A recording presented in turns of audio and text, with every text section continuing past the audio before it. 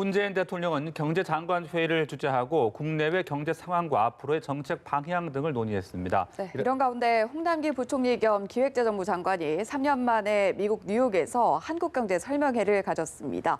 자세한 내용은 김대호의 경제읽기 김대호 박사와 살펴보겠습니다. 어서 오십시오. 네, 안녕하십니까.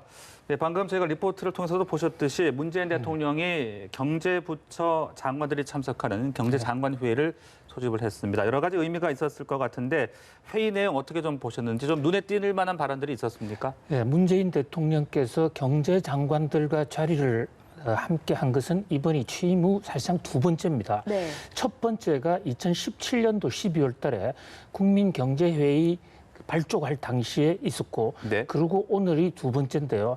그 당시는 국민경제회의라는 이슈가 중심이었다면 이번의 행사는 현안인 경제 문제를 직접 챙기는 거거든요. 네. 그런 면에서 실제적인 경제를 챙기는 대통령으로서의 경제장관 회의는 이번이 사실상 취임 이후 처음이에요. 예. 지금 경제가 엄중한 상황에서 대통령이 직접 이 경제 현실의 문제점을 직시하면서 직접 앞장서서 챙기는 모습, 이것은 우리 국민들이 다 함께 이 경제난을 극복하는 데 있어서 상당히 큰 힘이 될 수가 있을 것으로 보여요. 네. 단순히 만났다, 또 경제회의를 주최했다, 그 자체로도 의미가 있지만 그보다 더 의미가 있는 것은 내용이거든요. 네, 지금 말씀하신 대로 이번에 문재인 대통령의 이 내용, 키워드가 상당히 달라졌어요. 네. 오늘 약 한 6, 7분간의 모두 발언 등을 이렇게 분석해보면 가장 많이 나온 키워드가 투자입니다. 예. 네. 그동안에는 문재인 대통령은 소득 주도 성장이라든지 소주성 이런 쪽에 많은 비중을 두었다면 오늘은 소득주도 성장에 대한 단 한 말씀도 없었어요. 투자 쪽에 가장 크게 방점, 특히 정부 투자가 아닌 민간 기업 투자 이런 쪽에 방점을 찍는 그런 모습이었는데요. 네. 이런 대목에 대해서도 현재 우리의 경제 현실을 정확하게 적시하고 같이 기업 투자 정진으로서 경제난을 극복하자라는 그런 확실한 메시지가 나온 게 아닌가 이렇게 봅니다. 네, 투자를 강조했다고 말씀하셨는데 그만큼 이제 민간 활력을 또 높여야 되지 않겠습니까? 그러려면은 민간 투자 활성화를 해야겠고 정부도 지원을 하겠다 이렇게 이야기를 했어요. 어떤 대응책이 나올 거라고 보십니까? 그렇습니다. 이 정부 입장에서도 이제 내년도 새해 예산을 지금 대폭 늘려놨습니다. 국회 아직 통과가 되지는 않았지만은 500조가 넘는 대대적인 예산인데 그동안 취임 초기에 이 정부의 정책적 지원이 소득주도 성장과 분배 쪽에 있었다고 그러면 네. 이번에 문재인 대통령의 발언으로 볼 때 그 무게 중심이 이 기업들의 활력 정진, 예를 들면 그저께 문재인 대통령께서 현대차를 다녀오지 않았습니까? 네. 그 자리에서 하신 말씀이 있죠. 현대가 수소차 개발을 하고 미래차 개발을 하고 2030년까지 우리나라의 미래차 경쟁력이 세계 1위로 올라갈 수 있도록 정부가 지원하겠다. 구체적으로는 수소 충전소 같은 것을 정부가 적극적으로 만들겠다는 얘기예요. 네. 특히 대통령께서 건설 투자 얘기를 오늘 상당히 중점 방점을 둬서 많이 했는데요. 문재인 대통령 초기에는 건설 투자는 이것은 역대 정부의 적폐다 해서 예산에서 가장 적게 배정을 하고 가장 많이 뺐습니다. 그런데 오늘 말씀에서는 투자를 특히 노후 SOC를 많이 활성화시켜서 그것이 기업의 활력으로 정진될 수 있도록 하겠다라는 그런 강력한 메시지를 던졌다 이렇게 볼 수 있겠습니다. 네, 그런가 하면 홍남기 부총리는 3년 만에 뉴욕에서 한국 경제 설명회를 가졌는데요. 이게 어떤 의미가 있는 설명회인지도 궁금하거든요. 예, 이게 IR이라는 건데요. IR이라는 게 이제 Investor Relation, 투자자 관계. 그 직역을 하면 그렇게 됩니다만 우리가 흔히 기업이 자기 홍보를 하기 위해서 PR이라는 걸 하지 않습니까? 그것은 Public Relation이라는 것이에요. 그것은 다소 좀 일방적인 겁니다.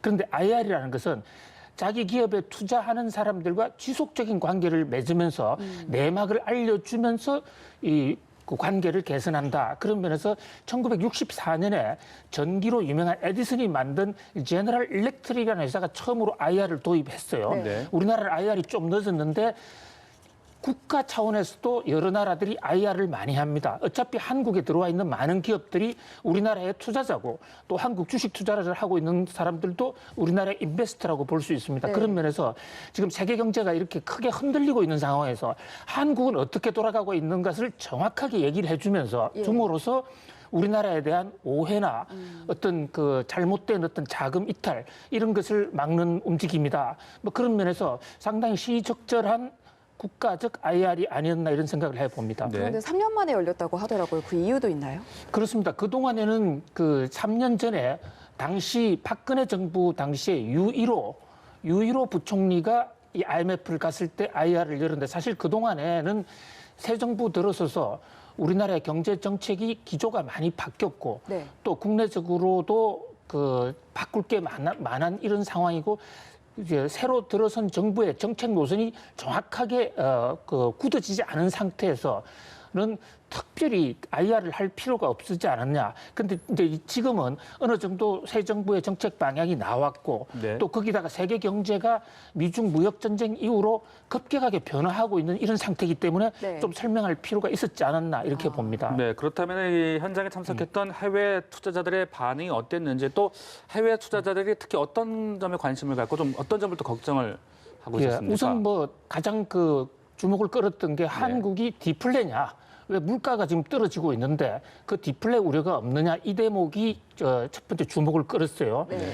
그런데 이제 그 대목에서는 홍남기 부총리가 디플레는 통계적으로 보면 우리 물가가 떨어지는 것 같으니까 디플레로 볼 수 있겠지만 최근의 물가 하락이라는 것은 우리나라 채소값이라든지 지난해 전년 동기 대비 기저효과에 의한 이런 것이고 물가가 하락하지 않았다. 이런 부분에 대한 설명이 제대로 이루어지는 것으로 보이고요. 예. 또 거기다가 이제 또 하나 주목을 끈 것은 한국의 이 노동 정책 왜 노동자 친화적인 정책을 지나치게 하느냐 이런 데 대한 질문이 많이 있었어요. 네. 최근에 이제 주 52시간 근무라든지 또는 최저임금 인상 문제에 대해서 투자자들 입장에서는 좀 우려가 되는 모양이죠. 거기에 대해서 홍남기 부총리가 좀 속도 조절을 하고 있고 거기에 대한 부작용을 우리가 지금 대책을 많이 세우고 있다. 너무 걱정하지 말라.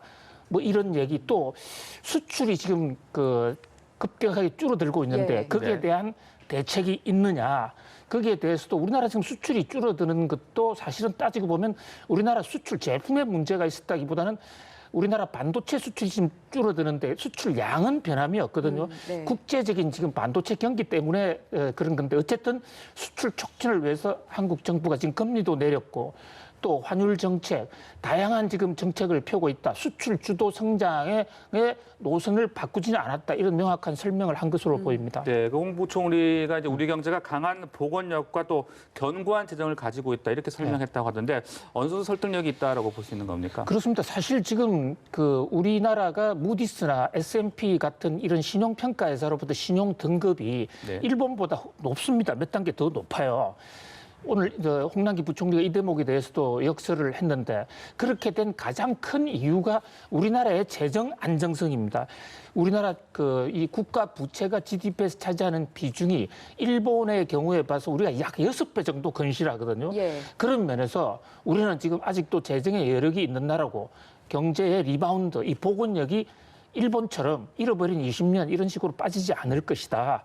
뭐 그런 면에서 나름대로 충분히 설명을 한 것으로 이래 보입니다. 네, 이번 출장에서 주요국 재무장관과 또 국제기구 인사를 만나서 면담과 또 논의도 이어갈 거라고 하는데요. 어떤 성과를 기대할 수 있는지 이 부분도 좀 짤막하게 짚어주시죠. 예, 그렇습니다. 지금 워싱턴에서는 IMF 총회가 열리고 있거든요. IMF라는 게 간단한 금융기관이 아닙니다. 전 세계의 경제 시스템을 끌고 가는 세계 중앙은행 중에 중앙은행 모임이에요. 그게 지금 전 세계 이 경제 정책 입안가들 또 정책을 집행하는 사람들이 네. 지금 다 모여 있습니다.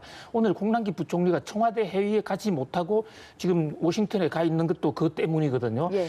근데 지금 세계 경제가 서로 많이 엇물려 있고 글로벌라이제이션이 돼 있는 이런 상황에서 국제 협력이 굉장히 중요하고 특히 한국 경제 입장에서는 무역 의존도가 높은 나라로서는 예. 국제 시장에서의 인정을 받는 것이 굉장히 중요한데 우리나라 경제가 결코 뭐 여러 가지 지표상으로는 지금 많이 어렵지만 결코 무너진 것이 아니고 리바운드 힘이 얼마든지 있다. 뭐 그런 그 얘기를 충분히 설명했다는 그런 점에서 나름 성과가 있었다고 볼 수 있습니다. 네, 알겠습니다. 주요 경제 이슈 김대호 박사와 함께 자세하게 짚어봤습니다. 말씀 고맙습니다. 잘 들었습니다.